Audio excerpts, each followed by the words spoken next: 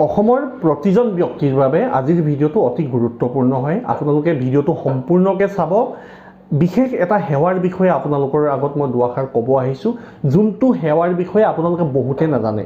এই সেৱাটোত আপোনালোকৰ বহুত সুবিধা পায়। আপোনালোকৰ যদি কোনোবাই কিবা অপৰাধমূলক কাম কৰিছে তাৰ ওপৰতো আপোনালোকে ইয়াৰ পৰা সহায় পাব। গাড়ী মটৰ দুৰ্ঘটনা ক্ষেত্ৰত হওক, নিউ সমস্যাৰ ওপৰত হওক, বা পাৰিবাৰিক কিবা যদি কণ্ডলৰ ভিত্তিত হওক বা মাটিবাৰী কণ্ডলৰ হওক, আপুনি এই সকলোবিলাক বিষয়বস্তু সামৰি লগতে সবতকৈ মেইন পইণ্ট হয়, যদি কোনোবা নিৰ্যাতিত মহিলা আছে, গিৰিকে অত্যাচাৰ কৰে, বা কোনোবা যদি নিৰ্যাতিত পুৰুষ আছে যাক মহিলাজনীয়ে অত্যাচাৰ কৰে, তেনে ক্ষেত্ৰতো আপোনালোকে এই সেৱাখনৰ জৰিয়তে বা এই সেৱাটোৰ জৰিয়তে আপোনালোকে আইনৰ পৰা এটা সহায় পাব। আৰু সেই সহায়টো আপুনি সাধাৰণ কোনোবা ব্যক্তিৰ পৰা নহয়, যোনবিলাক আমাৰ গভৰ্ণমেণ্টৰ পেনেল উকিল আছে, আইন যোন বিশেষজ্ঞ হয়, তেখেতলোকৰ পৰা আপোনালোকে ডাইৰেক্টলি এটা পৰামৰ্শ বা আপোনালোকে সহায় পাব, আপুনি পাছৰ কামখিনি কেনেদৰে কৰিব লাগিব, বুজিলে? সেইবাবে ভিডিঅ'টো চাওক। মই নমস্কাৰ অসমবাসী ৰাইজ, অন্ধ্ৰ অসমৰ অন্য এটি গুৰুত্বপূৰ্ণ ভিডিঅ'লৈ আপোনালোকক পুনৰবাৰ স্বাগতম। আজিৰ ভিডিঅ'ৰ বিষয়বস্তু হৈছে টেলি ল সেৱাৰ ওপৰত। টেলি ল সেৱাটো ক'ত উপলব্ধ, কেনেদৰে পাব, মই সকলোবিলাক কৈছোঁ। মাত্ৰ এটা কথা জানি লওক, এই আইনৰ যোনটো সেৱা হয় এইটো আপোনাৰ হাতৰ মুঠিতে আছে, আপোনাৰ একদম কাষতেই আছে। আপুনি জাষ্ট ইয়াৰ সুবিধাবোৰ গ্ৰহণ কৰিব লাগে। আৰু এই টেলি লত আপোনালোকে কি আপোনালোকে সুবিধা পায়।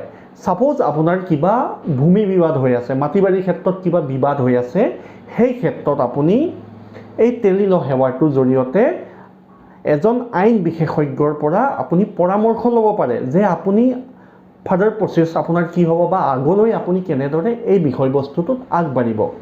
ছেকেণ্ড যদি ক'ব যাওঁ, ধৰি লওক আপোনালোকৰ পাৰিবাৰিক কিবা এটা বিবাদ আছে, ধৰি লওক দম্পতীহালে বিবাহ বিচ্ছেদ বিচাৰে, সন্তান কাৰ লগত থাকিব, সম্পত্তি কেনেদৰে ভাগ হ'ব। ধৰি লওক সেই পাৰিবাৰিক ক্ষেত্ৰতে যদি পুৰুষজনে মহিলাগৰাকীক মাৰপিট কৰে বা মহিলাগৰাকীয়ে পুৰুষজনক যদি কিবা ব্লেকমেইলিং কৰে, যিকোনো ধৰণৰ হওক, এই ক্ষেত্ৰতো আপোনালোকে এই সেৱাটোৰ জৰিয়তে, টেলি লৰ জৰিয়তে, আপুনি যদি আইনৰ বিষয়ে একো নাজানে তেনেহ'লে আইন বিশেষজ্ঞৰ পৰা আপুনি ফ্ৰী অফ কষ্ট আপোনাৰ হাতৰ মুঠিত আপুনি পৰামৰ্শ ল'ব পাৰে। এটা ভাল বিষয়বস্তু।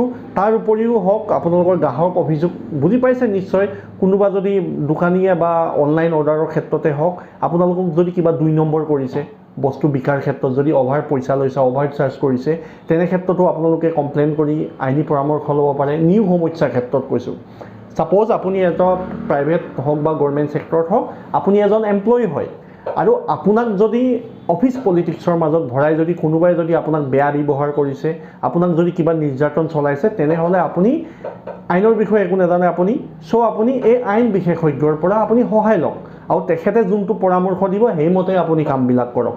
আৰু অসমৰ প্ৰতিজন মানুহে সম্পূৰ্ণ আইন ব্যৱস্থাটোৰ বিষয়ে নাজানে।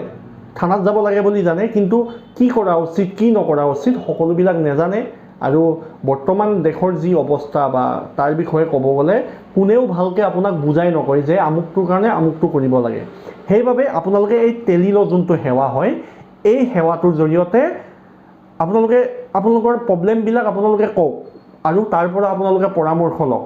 আপোনালোকৰ ছাপ'জ গাড়ী দুৰ্ঘটনা হ'ল, ইঞ্চুৰেঞ্চ ক্লেইমৰ ক্ষেত্ৰত প্ৰব্লেম বা যিকোনো ক্ষেত্ৰত যদি কিবা প্ৰব্লেম হৈছে, তেনেহ'লে টেলি লৰ জৰিয়তে আপুনি আইনী পৰামৰ্শ লৈ আপুনি ফাৰ্ডাৰ ইয়াৰ আগত কি কৰিব সেইটো আপোনালোকে জানিব পাৰে এই আইন বিশেষজ্ঞৰ পৰা, ফ্ৰী অফ কষ্ট দেই। ইয়াত আপুনি পইচা দিব দৰকাৰ নাই। ক'ত পাব, কেনেদৰে পাব কৈ আছোঁ, একেবাৰে হাতৰ মুঠতে আছে। তাৰ উপৰিও আপোনাক কোনোবাই মাৰিব আহিছে, কোনোবাই ধমকি দিছে, কোনোবাই আপোনাক হাত উঠাইছে, এই ক্ষেত্ৰতো আপুনি আইনী সহায় ল'ব পাৰে আইন বিশেষজ্ঞৰ পৰা টেলি লৰ জৰিয়তে। আৰু এই টেলি ল ছাৰ্ভিচটো আছে আপোনালোকৰ এটা CAC কেন্দ্ৰ বা অৰুণোদয় কেন্দ্ৰত। আপোনাৰ কাষতে থকা অৰুণোদয় কেন্দ্ৰটোত আপুনি যদি এইবিলাক সমস্যাত পৰে, তেতিয়া আপোনালোকে আপোনাৰ কাষত থকা অৰুণোদয় কেন্দ্ৰটোলৈ যাব আৰু ক'ব টেলি ল এটা ছাৰ্ভিচত মোক ৰেজিষ্টাৰ কৰি দিয়া বা টেলি লত এটা মোক কমপ্লেইন ৰেজিষ্টাৰ কৰি দিয়া।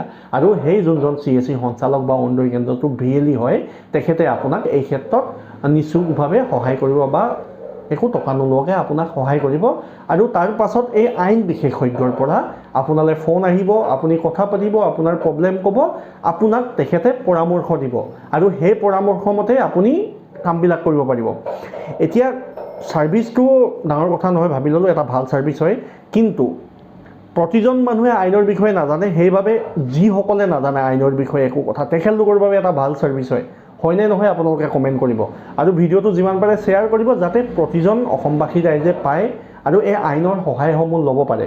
ক'ত পাব গম পালে আপোনালোকে যিকোনো অৰুণোদয় কেন্দ্ৰ যাব, তাতেই টেলিল সেৱা কেন্দ্ৰ হয় তেখেতলোকে আপোনালোকক সহায় কৰিব হাইকোৰ্টৰ পেনেল উকিল বা আইন বিশেষজ্ঞৰ লগত কথা পতাত।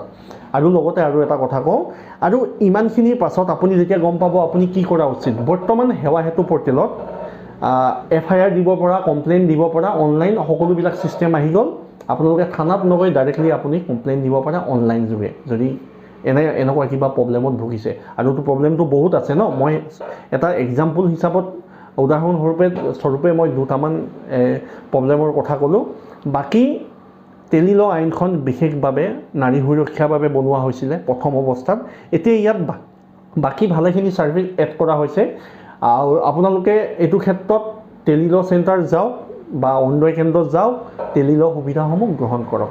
আজিৰ ইনফৰমেশ্যনটো ইমানেই, পুনৰ লগ পাম অন্য এটি ভিডিঅ'ৰ সৈতে। আজিলৈ আহোঁ, ধন্যবাদ। জয় আই অসম।